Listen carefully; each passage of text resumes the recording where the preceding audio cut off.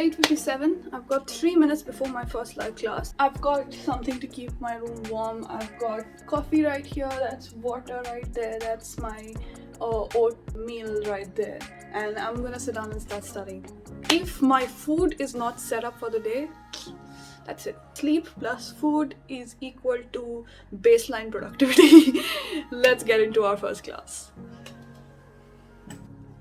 So, our first class is on speech therapy and normal communication and development. This is mainly about how kids learn to speak for the very first few years of their life, how they decide first words, how they string words together, how they decide, how they understand that a word is their name and there's another word that's their mom's name and there's another word that's their friend's name. It's the coolest thing in the world. As I can see from the lecture, it says speech therapy. So I think we'll also be dealing with pathological conditions of where kids are not able to develop speech in time as per their age appropriate milestones, and how speech therapy might probably help them.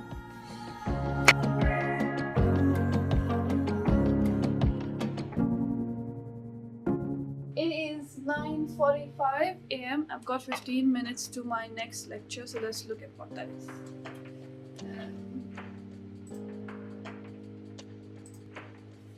Okay, so from the looks of it, it's child life therapy, which is how you use play and how you learn to play with kids to teach them skills / make them feel better in the hospital, how healthcare setting play is as important as treating their disease or condition for whatever they're in. Children are usually very healthy. They don't come into hospital often unless it's a serious condition, and those who do come into the hospital for serious conditions end up staying in the hospital for a long time because they need so many treatments. So it's like two extremes. Either you don't come to the hospital much, or you come to the hospital and you stay a lot. So for those people who have to stay a lot in the hospital, I think you need child life therapy and things like this to make sure that they're still getting some sort of experience that the kids on the outside would get. It's important. It sounds important. And let's see how that goes. I am done with my second lecture, which was on child life therapy. Amazing lecture, because it was about how you make sure kids have choices in the hospital, exactly like how I predicted it to be. It was really cool. I loved it. It's a lot of practical skills to connect with kids when you don't have so much time as a doctor. I don't really have time because immediately we're going to start our practical, which I think is on antibiotics, a different switch. But it's still related to pediatrics, so we're looking at antibiotics in pediatric infections. This is a 2-hour class though, and this is a practical class, meaning we need to engage, and we're probably going to be put into breakout rooms and discuss the case and all of that stuff. So a little bit more brain space needed, but let's do it. Let's do it.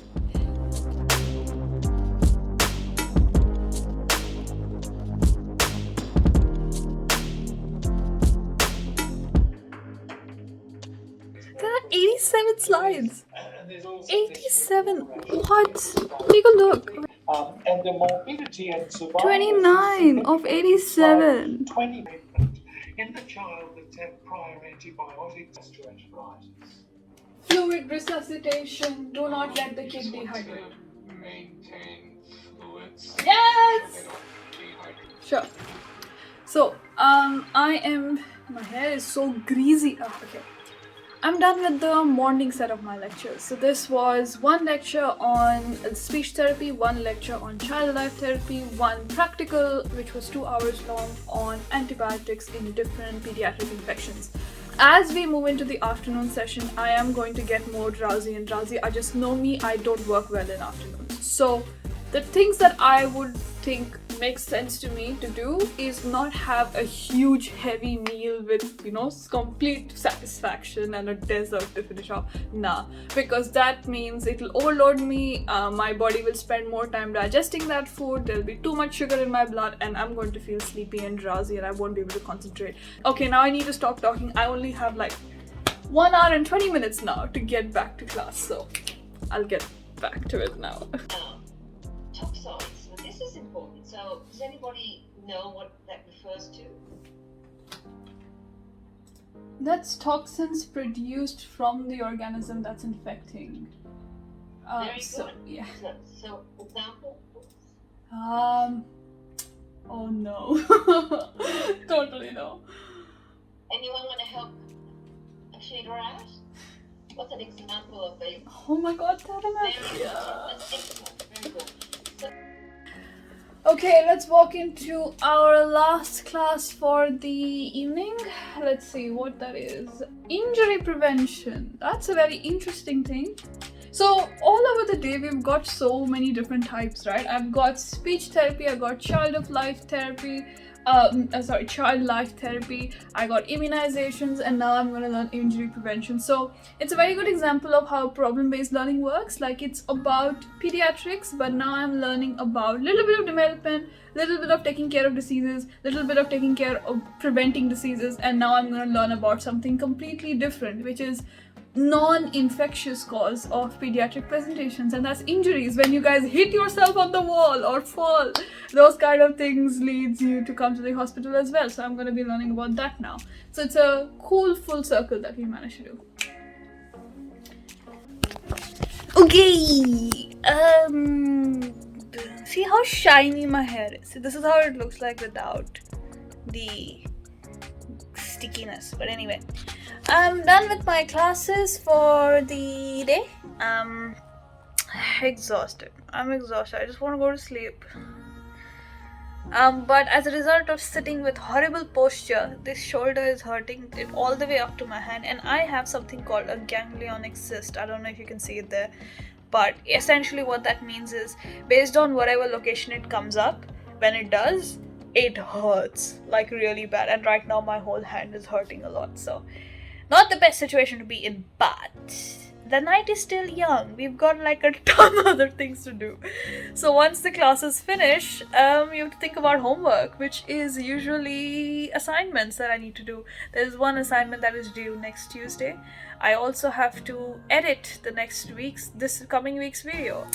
Don't know if I want to put this vlog out or do I want to put out a simulated interview series, because I have got a few requests to put those videos out as well. And considering it's interview season, they would want to, but let's see.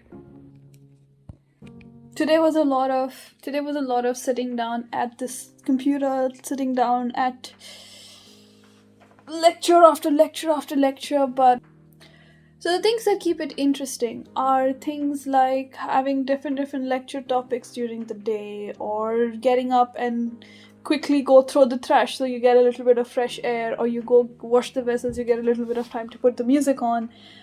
Eat light, because today I was able to focus in my class because I wasn't sleepy from my huge meal. And there was no lethargy, so that helped me out when I usually am not very productive during the afternoons. Now I'm going to start off my work again, work my way up until maybe 12, and then upload these clips and then put them onto encoding so that I can edit them tomorrow. But if you guys are still watching and so far, thank you so much for being here. It is really nice to be able to do these things. Thank you so much for being here. If you liked any of these vlogs, if you want to see more of what an international student in Australia does as a med student, subscribe to this channel, make this inventory your own. Comment and like this video. Tell me what you would want to see more of as a med student, because if I look at my week, every single day is so different. So it will be really cool for you guys to let me know what you guys want to see. But until next Friday,